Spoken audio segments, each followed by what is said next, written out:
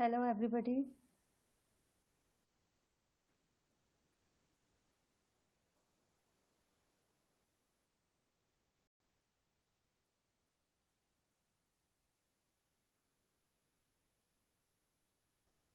So, as we know that AIIMS CRE की vacancy आई हुई है, ठीक है, and we have a so less time and यहाँ पे बहुत सारे ऐसे स्टूडेंट हैं जिनको जानना है सिलेबस के बारे में।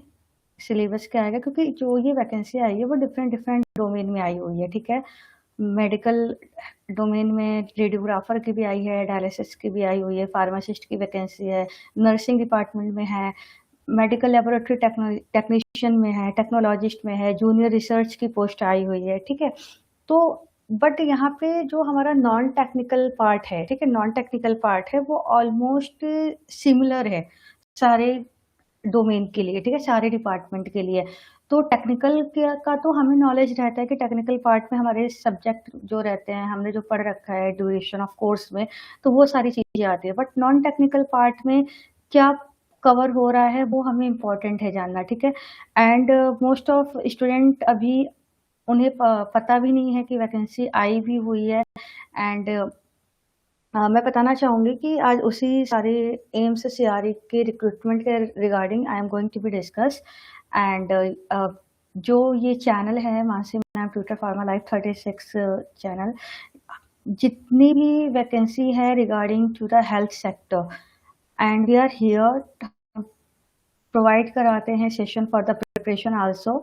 सो अगर अभी आप ये लेक्चर देखो और सारी चीज़ों को समझो, एंड आफ्टर दैट आप हमारे एप्लीकेशन को डाउनलोड कर लो, Mansi ma'am tutor pharma life 36, and ये कॉन्टैक्ट नंबर है, आप कॉन्टैक्ट नंबर पे हमें मैसेज भी कर सकते हो और जो भी आगे की इन्फॉर्मेशन है वो हम आपको प्रोवाइड कर देंगे, ठीक है। एंड हम लोग यहाँ तैयारी कराते हैं, मैं एजुकेटर हूँ, एंड मोस्ट प्रोबेबिलिटी क्या है कि we I have an experience for the international examination also, and those candidate who are interested for a pharmacist preparation and also for the preparation of a medical laboratory technologist, so you can test us, okay, आप test करिए and in a very less amount I assure you you can get a very good result and you have a chances to crack your examination, ठीक है। सो start with पहले कुछ basic आपको information बता देती हूँ इसके रिगार्डिंग, एम्स के रिगार्डिंग। तो जब भी बेटा हम किसी एग्ज़ाम में बैठते हैं, ठीक है, कोई भी एग्ज़ाम हो, नेशनल एग्ज़ामिनेशन हो या इंटरनेशनल एग्ज़ामिनेशन हो, तो जब भी हम किसी भी एग्ज़ामिनेशन में बैठते हैं, तो हमारे को सबसे पहले क्या पता होना चाहिए? हमें पैटर्न पता होना चाहिए एग्ज़ामिनेशन का, हमें सिलेबस का नॉलेज होना चाहिए। तो जब तक आपको सिलेबस का नॉलेज नहीं है, जब तक आपको एग्ज़ामिनेशन के बारे में नहीं पता है, तब तक you will be not able to crack any examination, any competitive examination। तो फर्स्ट थिंग क्या है, फर्स्ट थिंग कि आपको एग्जामिनेशन, कोई भी आप एग्जामिनेशन दो, एनी एग्जामिनेशन, आप कोई भी एग्जामिनेशन दो, तो सबसे पहले आप उसके प्रैक्टिकल नॉलेज को समझो। आपको पहले सिलेबस पता करने की कोशिश करो, पैटर्न पता करने का कोशिश करो एग्जामिनेशन का, देन स्ट्रैटेजी बनाओ कि हमें तैयारी कैसे करनी है। जब तक आप ये स्ट्रैटेजी नहीं बनाओगे तब तक आप एग्जामिनेशन को क्रैक नहीं कर पाओगे, ठीक है। जरूरी नहीं है कि आप आवर्स एंड आवर्स पढ़ते रहो, बट आप क्या पढ़ रहे हो वो भी बहुत मैटर करता है। किसी भी एग्जाम को निकालने के लिए आप क्या पढ़ाई कर रहे हो वो मैटर करता है, ठीक है। आप सब कुछ पढ़ के नहीं जा सकते हो, आप सब कुछ पढ़ के नहीं जा सकते हो, लेकिन हाँ, एटलीस्ट आप जितना भी पढ़ के जाओ वो सॉलिड पढ़ के जाओ, अच्छा पढ़ के जाओ, जो कि ये समझो कि क्या ऐसा पॉइंट है, वो कौन से टॉपिक है, वो कौन से टेक्निकल सब्जेक्ट है, वो कौन से नॉन टेक्निकल सब्जेक्ट हैं जो हमें क्या प्रोवाइड करेंगे, रिजल्ट प्रोवाइड करेंगे, ठीक है। जो कि आपके रिजल्ट एग्जाम क्रैक होने के चांसेस जो आपके इंक्रीज हो जाते हैं, ठीक है, comparison to the others. So start with the pattern and syllabus of examination. तो यहाँ पे ये सबके लिए, जितने भी डिपार्टमेंट है सबके लिए सिमिलर है, ठीक है।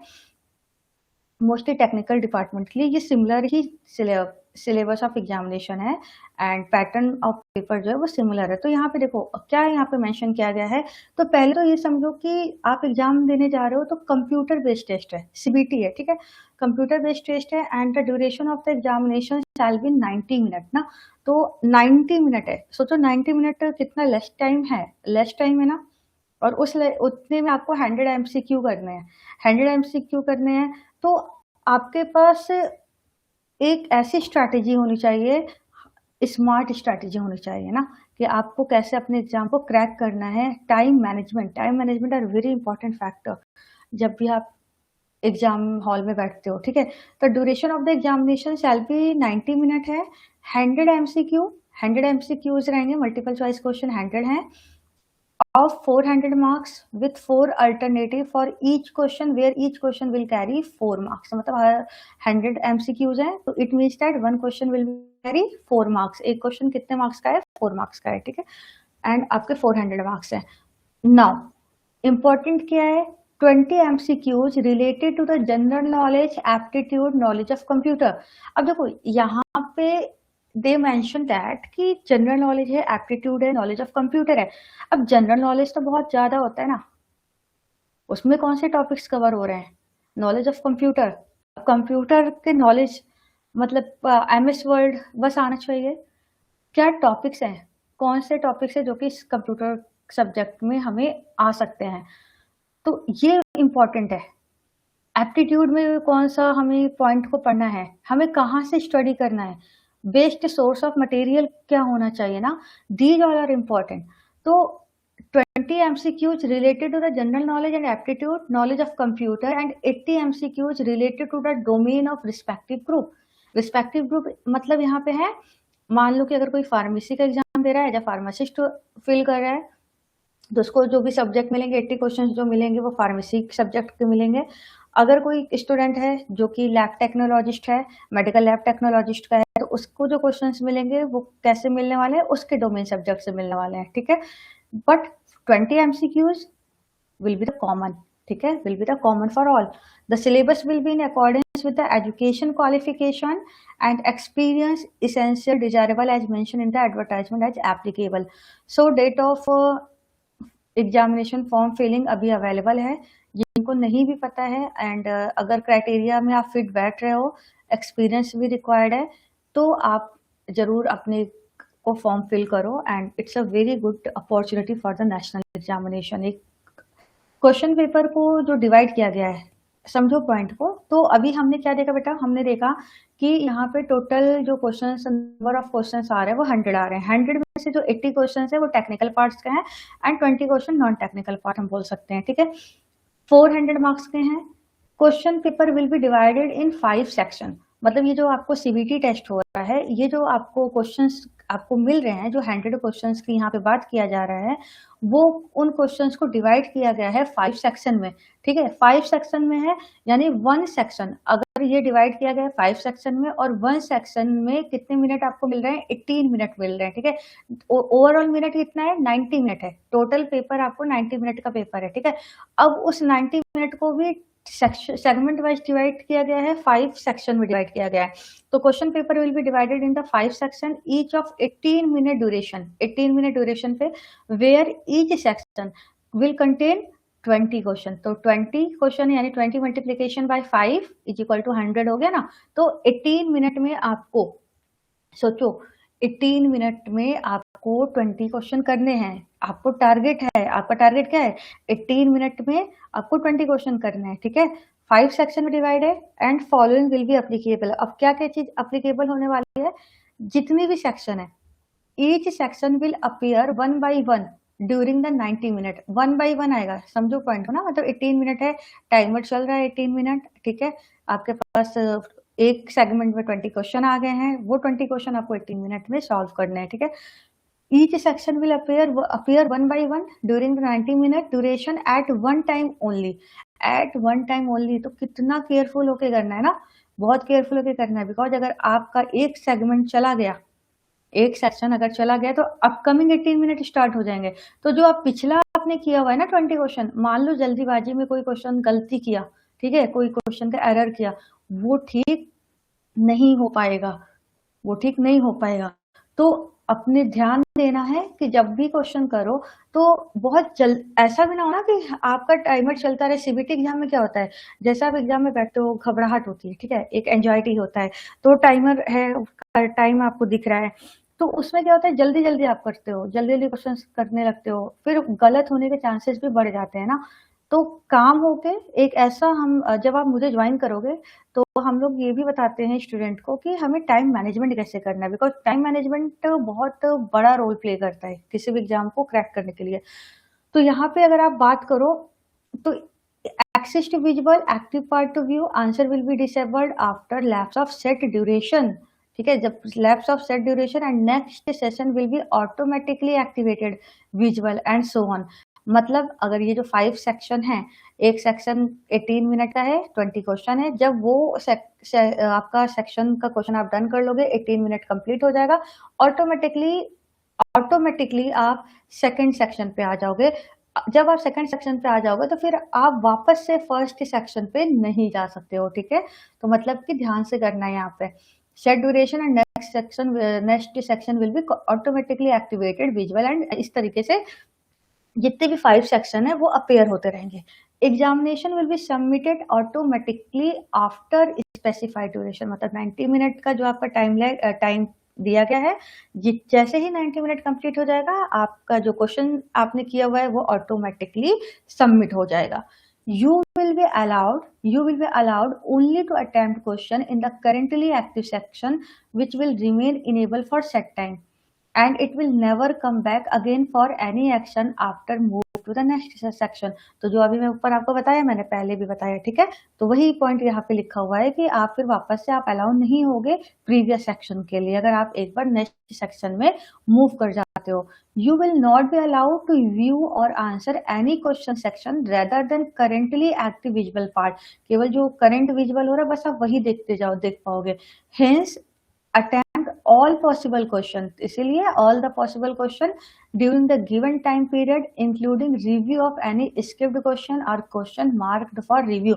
तो क्या होता है कि जब भी सीबीटी एग्जाम में हम बैठते हैं तो वहां पे क्या होता है कि हम मार्क्ड फॉर रिव्यू कर देते हैं या फ्लैग कर देते हैं।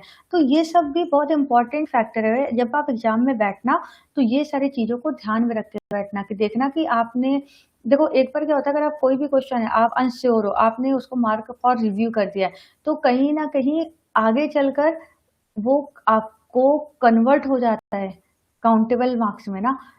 तो ये सारे फैक्टर को आपको क्या करना है, ध्यान में रखना है, ठीक है।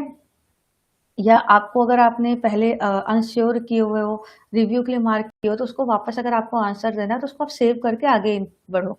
तो ये सारे पॉइंट है जो कि आपको ध्यान में रखना है जब भी आप एग्जामिनेशन में, एम्स के एग्जाम में अभी बैठोगे, ठीक है, चाहे आप किसी भी डोमेन या डिपार्टमेंट के स्टूडेंट क्यों ना हो। तो for all group medium of examination है, ठीक है, इंग्लिश में हिंदी में एग्जाम होना है, बाइलिंगुअल है, question paper will be the bilingual. For all group post were specific technical domain knowledge is in essential qualification require है। कितना मोस्टली यहाँ पे जितने भी बेटा दिए गए हैं, पोस्ट दिए गए हैं, तो मोस्टली आई फाउंड कि सारे जगह एक्सपीरियंस रिक्वायर्ड है, ठीक है, एक्सपीरियंस रिक्वायर्ड है एंड एज फैक्टर भी मैटर कर रहा है। तो अकॉर्डिंग टू योर कैटेगरी आप एक बार अपने सारे एज वगैरह को भी देख लेना कि आप एलिजिबल हो या नहीं। अगर एलिजिबल हो तो you should fill the form, आपको फॉर्म को फिल करना चाहिए, ठीक है। नेक्स्ट यहाँ पे है no request to change in medium of examination will be entertained, any query will stand summarily reject without any reply, qualifying and other criteria। तो देखो यहाँ पे ये चीज समझना जरूरी होता है ना कि each question will carry equal marks for each ना। अभी मैंने बताया कि टोटल 400 का है, 100 क्वेश्चन है, 400 मार्क्स का है। Now most important point, there will be negative marking ना। तो नेगेटिव मार्किंग जहां पे भी आ जाता है तो वहां पे आपका नॉलेज जजमेंट स्टार्ट हो जाता है। नेगेटिव मार्किंग है, बहुत बार क्या होता है, देखो जहां पे भी 70-30 का डाउट है, यानी 70 यू आर श्योर कि हाँ 70% मुझे यही होगा एंड 30% नहीं है, ठीक है, तो वहां पे आपको क्वेश्चन को अटेम्प्ट करना चाहिए। बट अगर 40-60 का रेशियो, 60% आप बिल्कुल नहीं श्योर हो आंसर, तो वो ऐसे क्वेश्चंस को आप कभी टिक मत करो, नहीं तो वो आपके जो सही आंसर है ना उन्हें भी गलत करके लेके जाएगा। The qualifying marks will B 40%। ठीक है, ये देखो मतलब मेरिट चाहे जितनी भी बने, ठीक है, कितने जाते हैं मेरिट वो डिपेंड करता है, लेकिन आप जिस भी कैटेगरी में लाइक कर रहे हो, इतना तो अगर आपको मेरिट में रहना है, if you want to live in a merit ना, इतना तो आपको क्वालिफाई करने के लिए, अब ये नहीं है कि आपने 40 ले आए तो आप क्वालिफाई हो गए, ऐसा नहीं है, यहाँ पे लिखा है इतना तो आना ही चाहिए। आप अगर ईडब्ल्यूएस यूआर में तो 40 है, ओबीसी में तो 35, एससी एसटी कैटेगरी में तो 30 है, तो इतना तो आपको आना ही चाहिए नंबर, तभी आप काउंट किए जाओगे मेरिट में ना, तो ये इम्पोर्टेंट है, तो ये भी आपको ध्यान में रखना है।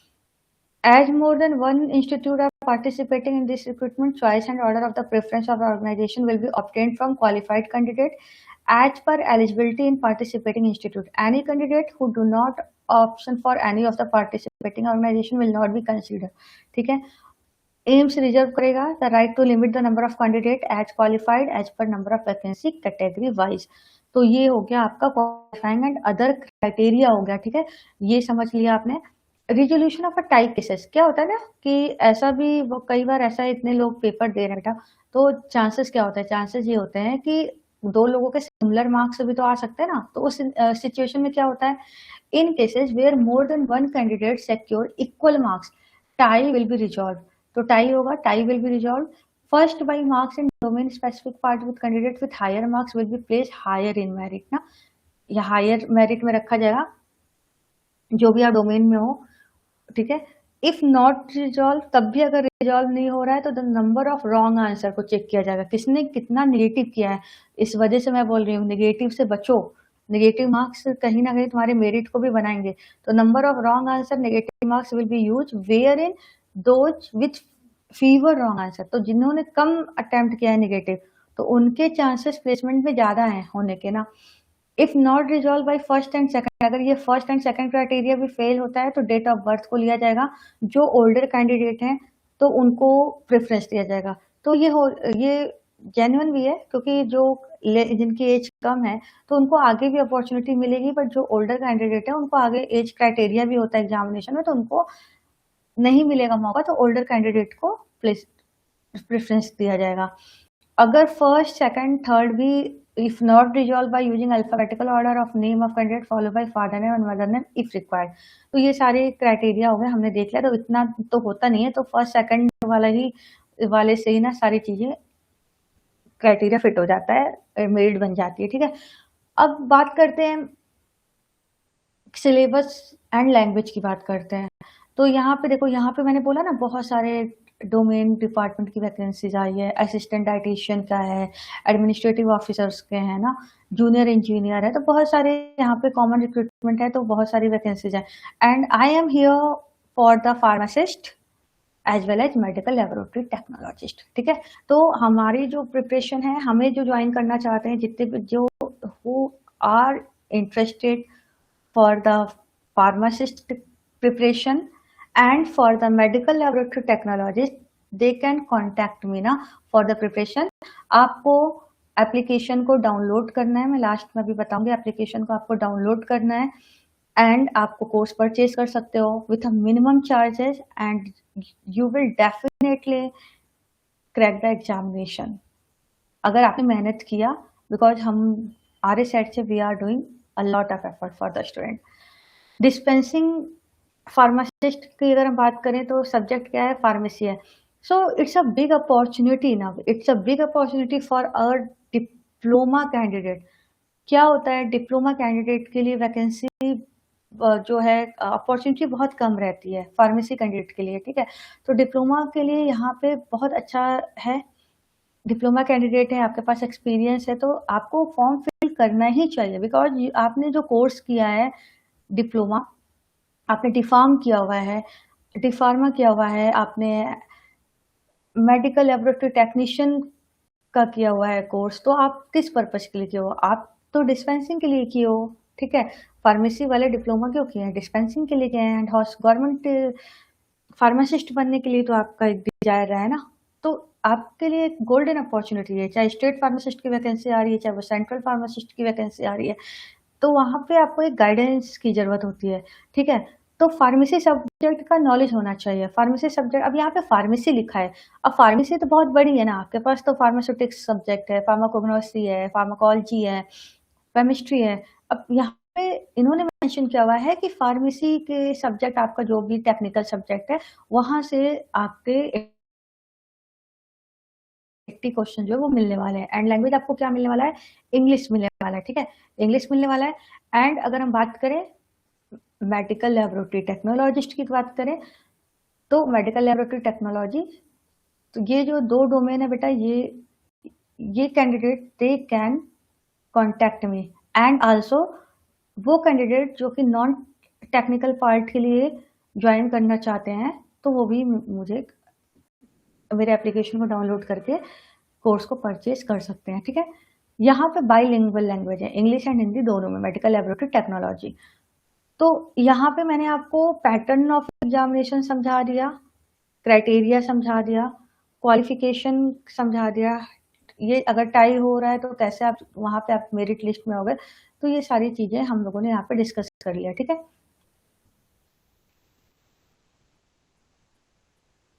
तो ये नेक्स्ट यहाँ पे अगर बात करें,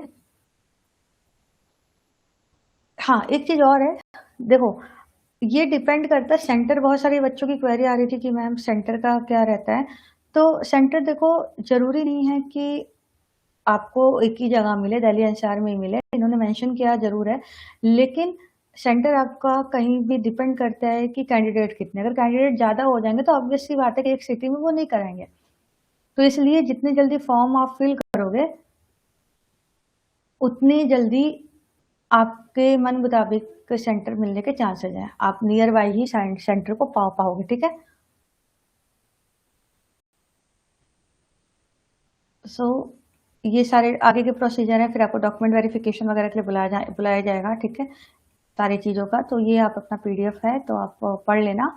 इफ़ यू वांट तो मैं प्रोवाइड भी करा दूंगी इस पीडीएफ को। यहाँ पे देखिए, यहाँ पे एज क्राइटेरिया लिखा हुआ है ना, डिफरेंट डिफरेंट एज क्राइटेरिया है। आप देखो, इंस्टीट्यूट है, एज लिमिट है, कौन से कैंडिडेट, एलिजिबिलिटी क्राइटेरिया है कि ठीक है, कितना एक्सपीरियंस चाहिए, किस एग्जामिनेशन, तब आप फॉर्म फिल कर सकते हो।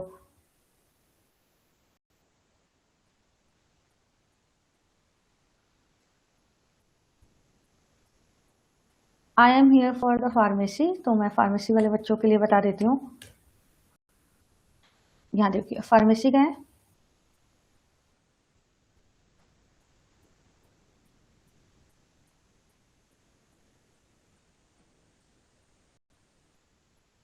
Dispensing attendant pharmacist and pharmacist grade 2। तो dispensing attendant AIIMS Bhopal 21 to 27। तो मोस्टली जितना आई सी, तो लेवल पे आप देख रहे हो, पे ऑफ लेवल 4 है and 21 to 27 years in between age limit दिया गया है। Diploma in pharmacy from a recognised university and should be registered ना, शुड बी रजिस्टर्ड। तो यहाँ पे अगर आप देखो तो यहाँ पे केवल आपका रजिस्ट्रेशन रिक्वायर्ड है। मतलब आप अगर आप रजिस्टर्ड हो तो you can go for it, you can go for it. यहाँ पे एक्सपीरियंस नहीं है, बिकॉज रजिस्ट्रेशन ही आपको मिलता है विथ एक्सपीरियंस। आप कुछ ट्रेनिंग करते होते हैं ना, आप रजिस्टर्ड होते हो। तो डिस्पेंसिंग अटेंडेंट के लिए जहाँ ये इंस्टीट्यूट में आपने अपने पास वैकेंसी है, ठीक है? फिर आता है यहाँ पे फार्मासिस्ट की बात करें तो यहाँ पे 21 to 27 है। यहाँ पे अगर आप देखो तो educational qualification, diploma in pharmacy from a recognised university, should be registered as a pharmacist under the pharmacy act and yes, यहाँ पे एक्सपीरियंस रिक्वायर्ड है। तो डिस्पेंसिंग अटेंडेंट के लिए एक्सपीरियंस नहीं रिक्वायर्ड है, but for the pharmacist should be in between this. And यहाँ पे देखो, experience in the manufacture, storage, testing of transfusion in reputed hospital और इंडस्ट्री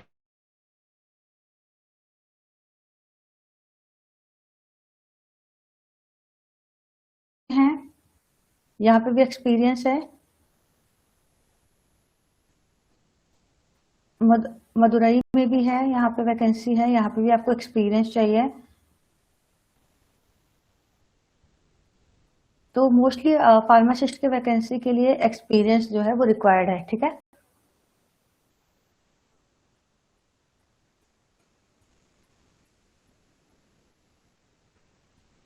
तो जितने भी एम्स न्यू दिल्ली की एम्स रायबरेली में भी है, एम्स न्यू दिल्ली में भी वैकेंसी है, and D pharma diploma candidate ना, तो डी फार्मा वाले student, it's a very good opportunity for you all.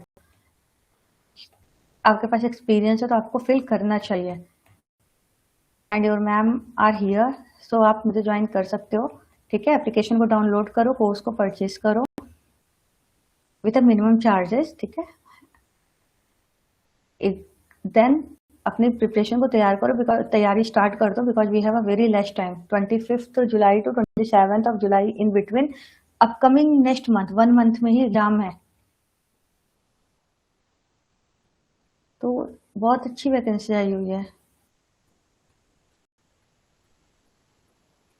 देखो ये कितने सारे, मतलब रूरल एरिया में भी है, कोलकाता में भी है ना, वैकेंसी है। 2 year experience, reputed hospital institution.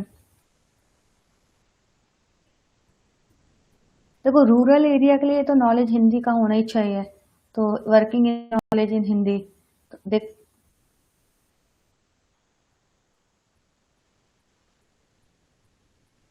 तो मोस्टली यहाँ पे मैं देख रही हूँ 21 to 27 ईयर्स एज ग्रुप में जितने लोग लाइक कर रहे हो और एक्सपीरियंस है अगर हॉस्पिटल का या इंडस्ट्री में आपका, manufacture, storage area, transfusion fluid वगैरह, तो आप आराम से अप्लाई कर सकते हो।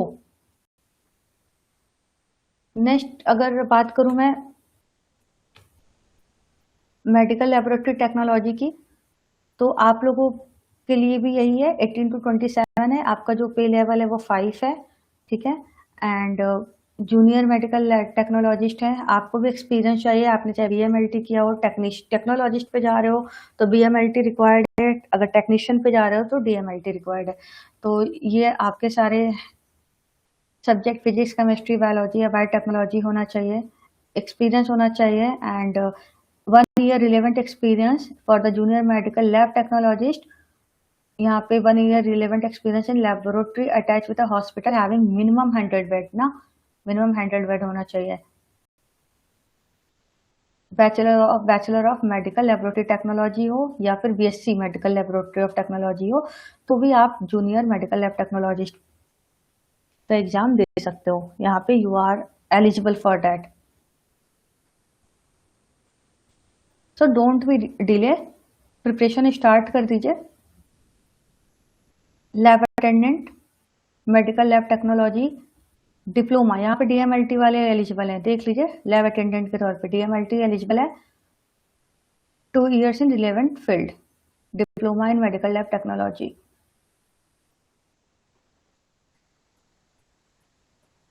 यहाँ पे DMLT वाले स्टूडेंट जो हैं, they can, if they have an experience of 2 years and they have a degree diploma in medical lab technology, they can give the examination, they are eligible, and age should be in between 18, कुछ जगह 18 to 27 है, कुछ जगह technical assistant के तौर पे अगर हम बात करें तो डिप्लोमा, अगर आपने diploma in medical lab technology है या फिर आपको 8 ईयर एक्सपीरियंस हो गया ना, ये यहाँ पे देखो, यहाँ पे अगर MLT भी किया है और 8 ईयर एक्सपीरियंस हो गया है तो रिलैक्सेशन दिया गया टाइम यहाँ पे एज का, MLT में 25 to 35 ईयर, तो technical assistant lab technology 25 to 35 year, 6 level पे है, तो अच्छी अपॉर्चुनिटी है।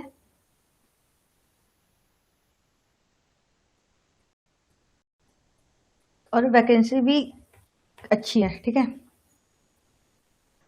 नेक्स्ट यहाँ पे अगर बात करते हैं तो ये तो हो गया ओवरऑल, मैंने एज क्राइटेरिया, एक्सपीरियंस, किस एम्स में है, कौन से एम्स में आई हुई है वैकेंसी, तो ये सारा मैंने डिस्कस कर लिया। ठीक है, नाउ नॉन टेक्निकल का सिलेबस डिस्कस कर लेते हैं कि नॉन टेक्निकल पार्ट में क्या कवर हो रहा है, जो 20 क्वेश्चंस आने वाले हैं ना, उनके बारे में डिस्कस करते हैं।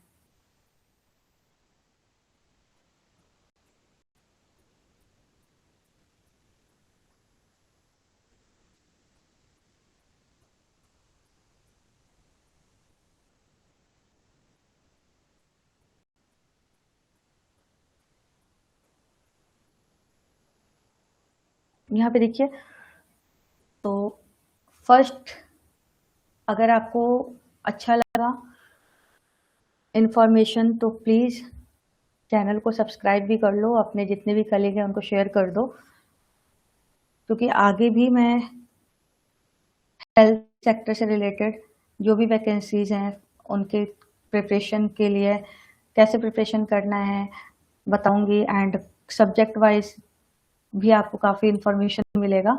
एंड इंटरनेशनल एग्जामिनेशन अगर कोई कैंडिडेट है वो आउट ऑफ इंडिया तैयारी करना चाह रहे हैं for the prometric examination DHA के लिए, Dubai health authority, gulf country के लिए मूव ऑन करना चाहते हैं, तो they can also contact us ना, we have an experience in this field.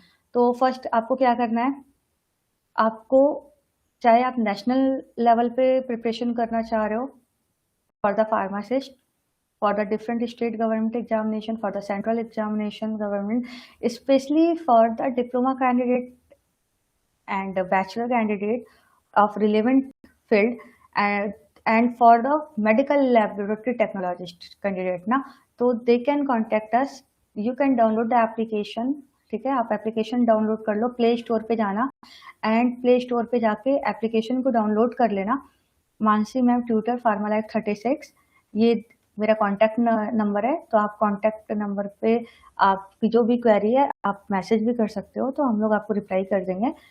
And जो भी आगे का प्रोसीजर है for the abroad, for the gulf country, वो भी एक्सप्लेन कर देंगे, फॉर द नेशनल एग्जामिनेशन के लिए भी, ठीक है। तो पहले तो आप डाउनलोड कर लेना गाइस, ठीक है। सो अब हम नॉन टेक्निकल पार्ट पे आते हैं, एम्स CRE सिलेबस पे आते हैं, ठीक है।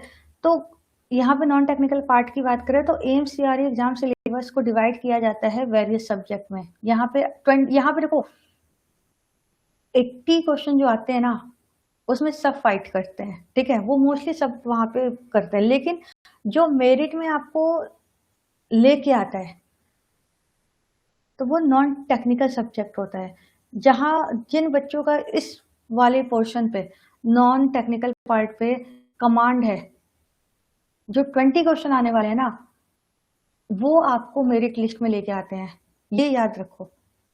कोई भी आप national examination, government national examination दे रहे हो, चाहे वो RRB का दे रहे हो, चाहे वो आप फार्मासिस्ट स्टेट फार्मासिस्ट दे रहे हो, चाहे वो सेंट्रल फार्मासिस्ट दे रहे हो, चाहे आप आरआरबी मेडिकल लेबोरेटरी टेक्नोलॉजिस्ट का एग्जाम दे रहे हो, चाहे आप मेडिकल लेबोरेटरी टेक्नोलॉजिस्ट का कोई भी गवर्नमेंट स्टेट पेपर दे रहे हो, चाहे आप देखो बाहर अब्रॉड वगैरह का इंटरनेशनल क्वेश्चंस देखें तो इंटरनेशनल क्वेश्चंस में यहाँ पे इस domain general knowledge current affair of India वो मैटर नहीं करता है, but for the national level government examination ये पार्ट बहुत मैटर करता है।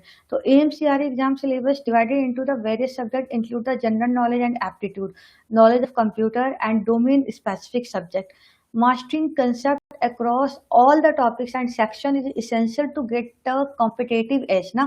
The syllabus will be based on the education qualification and essential and desirable as specified in the notification. अब यहाँ पे हम क्या देखेंगे, सिलेबस में क्या है, पहले तो हम जनरल नॉलेज का देखेंगे। Let discuss below the important topic जो कि एम्स CRE सिलेबस में जनरल नॉलेज में कवर हो रहा है for section two each the preparation of the candidate. कौन कौन सा है वो, करंट अफेयर है, करंट अफेयर अभी जैसे करंट अफेयर में क्या बात कर सकते हैं, अभी जैसे G7 में सबमिट हुआ है, करंट अफेयर है ना, कहाँ पे हुआ है, किस डेट को हुआ है, तो ये करंट अफेयर है। अभी रिसेंटली IPL में विन कौन किया, स्पोर्ट्स से रिलेटेड कौन सी टीम विन की हुई है, वो करंट अफेयर है। लॉन्चिंग क्या हो रही है, ठीक है। तो इस तरीके के करंट अफेयर के जो knowledge daily to daily news update, it's a very important, ये इंपॉर्टेंट है। स्कीम इंपॉर्टेंट है, स्टेट वाइज देखो यहाँ पे ये स्टेट लेवल फार्मासिस्ट नहीं है। अगर मान लो सपोज करो अगर MP pharmacist, UP pharmacist, Telangana pharmacist, ऐसा कुछ स्टेट वाइज निकलता है वैकेंसी, तो वहाँ पे स्टेट में क्या स्कीम वगैरह लॉन्च हुआ है वो मैटर करता है, ठीक है क्या। लेकिन अगर ये सेंट्रल लेवल की जॉब है तो सेंट्रल करंट अफेयर की नॉलेज होना जरूरी है। तो current affair are a very important part, ठीक है। पॉलिटिकल साइंस बहुत इंपॉर्टेंट है। Political science you should know about the constitution, constant अब यहाँ पे अब ऐसा भी नहीं है कि आपको यूपीएससी या फिर आपको यूनियन पब्लिक सर्विस कमीशन या फिर स्टेट पब्लिक सर्विस कमीशन के तरीके से क्वेश्चन आने वाला है। इतना डीप नहीं आने वाला है, बट यस बेसिक आएगा। जैसे मान के चलो कि आर्टिकल्स के बारे में पता होना चाहिए, कॉन्स्टिट्यूशन के बारे में पता होना चाहिए, कितने फंडामेंटल राइट्स के बारे में पता होना चाहिए, तो कौन से पार्ट्स के बारे में पता होना चाहिए, शेड्यूल के बारे में पता होना चाहिए। तो पॉलिटिकल साइंस से क्वेश्चन जो है ये पूछे जाते हैं। बेसिक पॉलिटिकल साइंस की आपको नॉलेज होना चाहिए। यहाँ बस इतना नहीं काम चलेगा कि अपने कॉन्स्टिट्यूशन में कितने आर्टिकल है, बस नंबर याद करके नहीं चलेगा, कुछ बेसिक आर्टिकल्स के आपको नॉलेज भी होना चाहिए ना। जैसे पार्ट 4 में क्या बोलता है, ठीक है, तो ये आपको पता होना चाहिए। हिस्ट्री, अब हिस्ट्री यहाँ पे मेंशन है। अब हिस्ट्री क्या है, हिस्ट्री में जैसे सपोज करो कि हिस्ट्री को 3 कैटेगरी में डिवाइड किया गया है। मॉडर्न हिस्ट्री होता है, मिडाइवल हिस्ट्री होता है, ठीक है, एंशिएंट हिस्ट्री होता है। तो एंशिएंट हिस्ट्री प्राचीन काल की हिस्ट्री क्या रही है। मॉडर्न हिस्ट्री में आपको पता होना चाहिए, मॉडर्न हिस्ट्री में मोस्टली आपके जितने भी गांधी जी के में जो भी मार्च वगैरह हुए हैं उनके बारे में, मूवमेंट के बारे में आपको पता होना चाहिए, नॉन कॉर्पोरेशन मूवमेंट वगैरह के बारे में पता होना चाहिए आपको। अगर एंशिएंट हिस्ट्री की बात करें तो आपको हड़प्पन साइट हो गया, मोहनजोदारो साइट, तो ये सारी चीज़ों का नॉलेज होना चाहिए, ठीक है। मिडाइवल हिस्ट्री का अब कुछ जो बेसिक नॉलेज है ना वो जरूर होना चाहिए, वहां से क्वेश्चन पुटअप किए जाते हैं।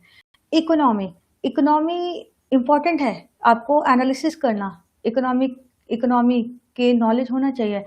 एंड हाँ, मोस्ट इम्पॉर्टेंट यहाँ पे जैसे इकोनॉमिक्स की बात कर रहे हैं तो बजट के बारे में, बजट कब आया है, इस साल का बजट का कितना बजट पास हुआ, कब आता है, ठीक है। ये हमारे जो फाइनेंस मिनिस्टर हैं वो इस सत्र में कौन सा बजट पेश करिए हैं, तो इस तरीके का नॉलेज होना चाहिए ना। कुछ आंदोलन के बारे में आपको पता होना चाहिए। जैसे बहुत सारे ऐसे आंदोलन बहुत लोग के द्वारा, सोशल रिफॉर्मर के द्वारा किए गए हैं, ठीक है, तो वो किस में इन्वॉल्व हैं। तो ये सारे क्वेश्चंस आपके जनरल नॉलेज में बनते हैं। ज्योग्राफी, ज्योग्राफी में आपको पता होना चाहिए, बायोडाइवर्सिटी के बारे में पता होना चाहिए, इन सिटू कंजर्वेशन हो गया, एक्स सिटू कंजर्वेशन के बारे में आपको नॉलेज होना चाहिए। तो ज्योग्राफी में आपको नेशनल पार्क के बारे में पता होना चाहिए, वर्ल्ड सेंचुरी के बारे में पता होना चाहिए, डैम हिल्स वगैरह के बारे में पता होना चाहिए ना, रिवर्स का नॉलेज होना चाहिए, कई बार रिवर्स से क्वेश्चंस पूछे जाते हैं। तो ये सारे क्वेश्चंस एंड यस फॉरेस्ट के बारे में नॉलेज होना चाहिए ना। तो ये सारे क्वेश्चन जो हैं ये ज्योग्राफी से आते हैं। अब देखो क्या है कि we have a very less time ना, लेस टाइम है, इन्होंने इतनी जल्दी एग्जामिनेशन है, टाइम भी कम है ना, तो उस अकॉर्डिंग आपको तैयारी करना है। अब सब नहीं पढ़ लेना है, अब इतनी सारी आप एक साथ थोड़ी ना हर चीज़ पढ़ सकते हो। लेकिन हाँ, वो ज़रूर पढ़ो जो कि आपको उस अब ज़रूरी नहीं है ना कि अब 20 ये जितना मैं आपको बता रही हूँ ये सारे आपके 20 क्वेश्चंस में आने वाले हैं। तो वो सब्जेक्ट लो ना जो तुमको लगता है कि यस यहाँ पे मैं कर सकता हूँ। ये ईज़ी लग रहा है ना, या बेसिक पढ़ के जाओ। Again I am saying basic पढ़ के जाओ, ठीक है। Science and technology, basic knowledge of chemistry, basic knowledge of physics, basic knowledge of biology, ये पता होना चाहिए, ठीक है। ये कॉमन है, आप किसी भी हेल्थ सेक्टर में हो तो ये कॉमन है सबके लिए। सारे लोग ही फिजिक्स, केमिस्ट्री, बायोलॉजी, मैथ्स पढ़ के आए हो, साइंस साइड में रह पढ़ के आए हो, तभी आप ये सारे आगे के कोर्स को चूज किए हो अपने लाइफ में। अब एप्टीट्यूड की बात करें तो एप्टीट्यूड में we have to compile below the important topic which are covered in the AIIMS CRE syllabus for the aptitude section which are simplify the preparation of the candidate. जैसे नंबर सीरीज हो गया, ratio and proportion के question है, percentage है, profit loss है, data interpretation है, time and work है ना, तो these all are the important for the aptitude. ये यहाँ से क्वेश्चन अच्छे पूछे जाते हैं। अगर आप मैं प्रीवियस ईयर के क्वेश्चंस भी अपलोड मैंने किया हुआ है, सारी चीज़ें आपको एप्लीकेशन पे सारी चीज़ें अवेलेबल रहेंगी, ठीक है। एक बार आप एप्लीकेशन को डाउनलोड करना, जब भी आप कोर्स परचेज करोगे तो सारी वहाँ पे चीज़ें वहाँ पे अवेलेबल हैं। तो first you should download the application ना, वहाँ पे आप एक बार विजिट करो एप्लीकेशन पे एंड कॉन्टैक्ट नंबर नोट कर लो। तो यहाँ पे क्या है कि अगर आप बात करें यहाँ पे profit and loss, data interpretation, तो ये सारे कॉमन हैं। ये नहीं कि अगर आप एम्स की तैयारी कर रहे हो तो एम्स में ये आने वाले हैं। आप कभी भी किसी भी गवर्नमेंट स्टेट फार्मासिस्ट की वैकेंसी निकलेगी, तो वहाँ पे भी ये आपको हेल्प करेगा। अगर आप स्टेट लैब टेक्नोलॉजिस्ट की वैकेंसी है, तो वहाँ पे भी हेल्प करने वाला है ना ये। एंड ये जो पार्ट है, ये तो सारे डोमेन वाले स्टूडेंट के लिए हेल्प करने वाला है, non technical part. Computer knowledge important है, यहाँ से क्वेश्चंस काफ़ी पूछे जाते हैं। बेसिक कंप्यूटर टर्मिनोलॉजी है, जैसे लैन का फुल फॉर्म क्या होता है, ठीक है। www का full form world wide web क्या होता है। ये कुछ ऐसे एब्रिविएशन है जो पूछ लिए जाते हैं काफ़ी बार ना। बेसिक आपको एमएस वर्ड का पावर पॉइंट, एमएस वर्ड, कुछ शॉर्ट कीज पूछ सकते हैं ना, आप कीबोर्ड के शॉर्ट कीज भी पूछा जा सकता है। अब यहाँ पे देखो, यहाँ पे एरे कोडिंग नहीं आएगी, एरे कोडिंग नहीं आएगी ना, क्योंकि हर बच्चे ने जावा सी प्लस प्लस नहीं पढ़ रखा है, ठीक है। बेसिक कंप्यूटर का आपको पता होना चाहिए, बेसिक कंप्यूटर नॉलेज होना चाहिए, ऑपरेटिंग सिस्टम, कंप्यूटर नेटवर्क के बारे में पता होना चाहिए, सॉफ्टवेयर एप्लीकेशन के बारे में पता होना चाहिए। तो these all are the very important, ये इंपॉर्टेंट है। तो कहीं ना कहीं दीज ऑल सब्जेक्ट ये आपको मेरिट लिस्ट में लेके आएंगे, तो अभी से इन पे आप वर्क करना स्टार्ट कर दो, ठीक है। Now the preparation tips for AIMS CRE. The right AIMS CRE preparation require the right technique ना। तो right technique, consistency, image dedication. तो अभी आपको जैसे मैं बता रही हूँ, तो यू कैन सी ना आवर डेडिकेशन, मेरा डेडिकेशन आप देख सकते हो, ठीक है। तो इसी तरीके से आपको एक परफेक्ट गाइडर की जरूरत है, एक ऐसा गाइडेंस जो आपको समझा सके। द राइट आप कैसे प्रिपरेशन करोगे, टेक्निक आपके पास होना चाहिए, कंसिस्टेंसी होना चाहिए ना। कुछ ऐसे टिप्स हैं, ट्रिक हैं जो आपको समझना होगा। पहले तो मैंने पहले ही बोला, पहले मैंने क्या बोला, मेरा फर्स्ट अगर मैंने स्टार्ट ही वहां से किया था कि आपको रिव्यू करना है पूरे सिलेबस को। जब भी आप किसी भी एग्जामिनेशन में बैठते हो, thoroughly to cover all the topics effectively, refer the right set of book, right set of notes. Conceptual clarity होना जरूरी है, क्योंकि कोई भी कॉम्प्लेक्स टॉपिक, चाहे जितने भी कॉम्प्लेक्स टॉपिक क्यों ना हो, उसकी क्लैरिटी होना जरूरी है। मॉक टेस्ट है, प्रीवियस ईयर पेपर है, शॉर्ट अपकमिंग ना, उसको इम्प्रूव करते रहना चाहिए। शॉर्ट नोट्स बनाओ, रिवाइज करो, ठीक है, longer period of time. And yes, for this you should, जो बेस्ट अगर मैं बात करूँ तो ल्यूसेंट जनरल नॉलेज है। आर.एस. अग्रवाल के लिए आप क्वांटिटेटिव एप्टीट्यूड आप ले सकते हो ना, अरिहंत ले सकते हो फॉर द कंप्यूटर अवेयरनेस के लिए। तो ये कुछ बुक्स हैं जो कि अब you have a less time ना, तो यहाँ से आप तैयारी कर सकते हो। And if you will join us, तो आपको ये सब प्रोवाइड होंगे, ठीक है। सॉफ्ट कॉपी, तो सारी चीजें हैं, हम लोग जो तैयारी करवाते हैं इसी बिहाफ पे कराते हैं, ठीक है। सारी चीजें आपको एक स्ट्रैटेजी वे में, आपको नोट्स, शॉर्ट नोट्स, ये सारी चीजें एप्लीकेबल हैं। तो you should download the application, and for any query you can text us, and first you can download this application. And thank you so much, I hope this video beneficial to you all।